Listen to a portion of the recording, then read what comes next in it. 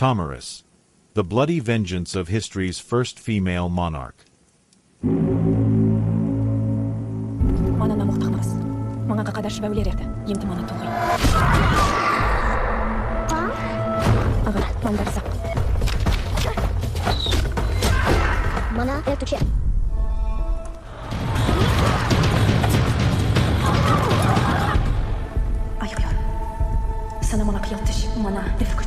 Sana vurur sonuçta. Boşa gitmiyor.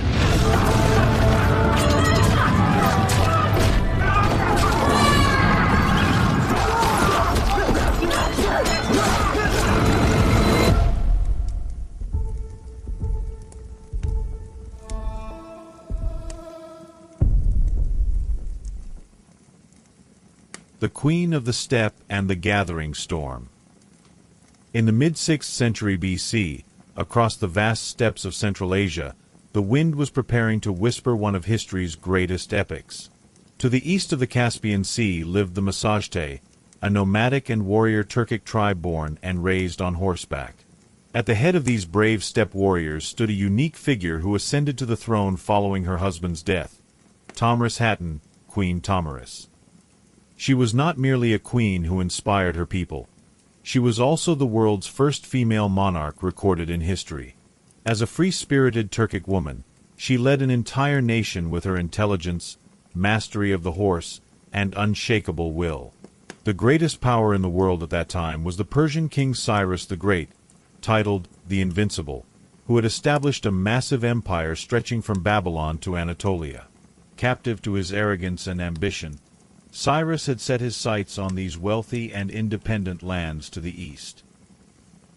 The Insidious plan and the Unrequited offer. Cyrus resorted to a cunning diplomatic maneuver to seize the Massagetae lands without shedding blood or striking a single sword blow. He sent his envoys and proposed marriage to Tomris Hatun. However, the wise Turkic queen of the steppe immediately understood the true intention behind this offer, the targeting of her lands and her people's freedom. Stating that Cyrus's concern was not a wife but swallowing a kingdom, she rejected this offer with absolute certainty. This honorable stance ignited the first spark of the inevitable war. Infuriated, Cyrus brought his massive army to the banks of the Syr Darya River and began building bridges to cross the water. Tomris Hatun, challenging her enemy, withdrew her army and allowed the Persians to enter her territory so they could settle their scores in fair combat. The curse of wine and the fall of a prince.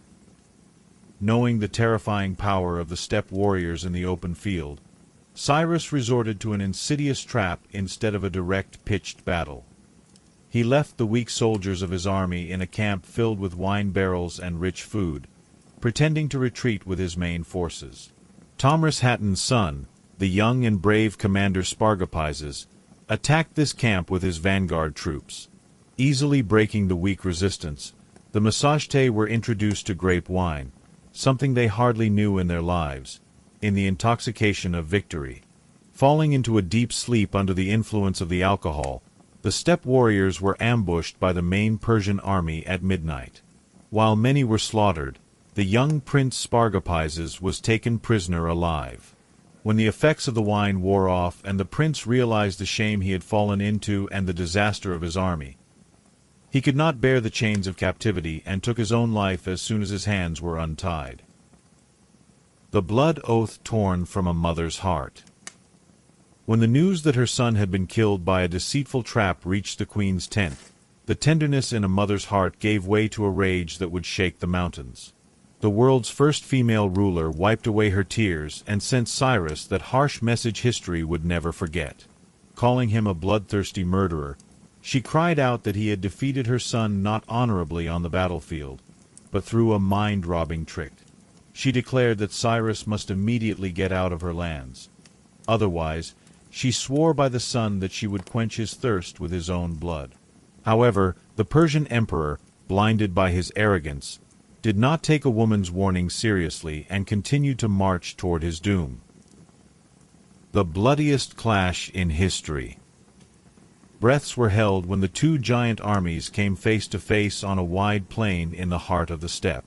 On one side was the massive Persian army with its chariots and heavy armor. On the other were the Turkic warriors, unified with their horses, sworn to fight to the death to protect their homeland and their queen's honor. The battle, which began with a rain of arrows that darkened the sky, turned into one of the most brutal hand-to-hand combats in history once the arrows were depleted.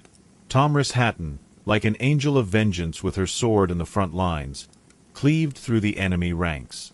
In this dreadful battle where the soil turned to mud from blood, the superior skills and unshakable faith of the steppe warriors prevailed. By the end of the day, the massive Persian army, thought to be invincible, was completely destroyed, and Cyrus the Great had perished among his soldiers on the battlefield. The fulfillment of the oath.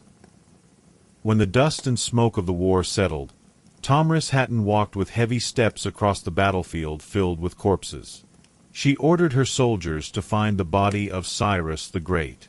When Cyrus's lifeless body was brought before the queen, Tomris Hatun called for a leather skin she had prepared beforehand, filled with human blood.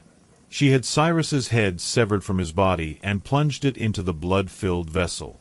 Crying out that she had survived the battle and defeated him in fair combat, she proclaimed to the whole world that she had kept the promise she made to that deceitful king who caused her son's death.